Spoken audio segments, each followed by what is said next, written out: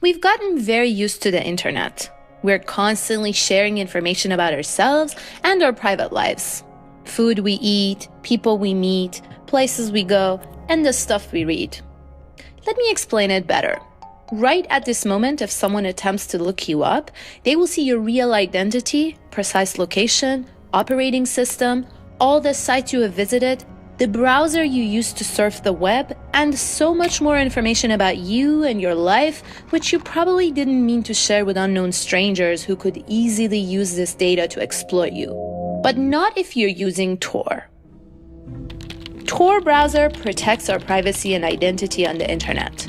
Tor secures your connection with 3 layers of encryption and passes it through 3 voluntarily operated servers around the world, which enables us to communicate anonymously over the internet. Tor also protects our data against corporate or government-targeted and mass surveillance. Perhaps you live in a repressive country which tries to control and surveil the internet.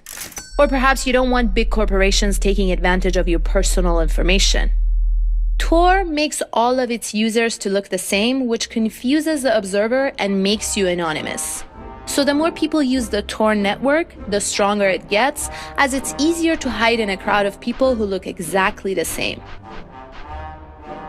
You can bypass the censorship without being worried about the censor knowing what you do on the internet. The ads won't follow you everywhere for months, starting when you first clicked on a product.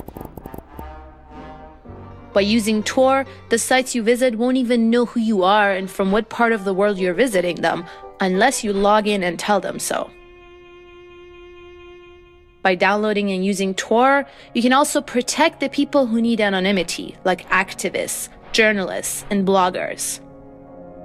So download and use Tor, or run a relay.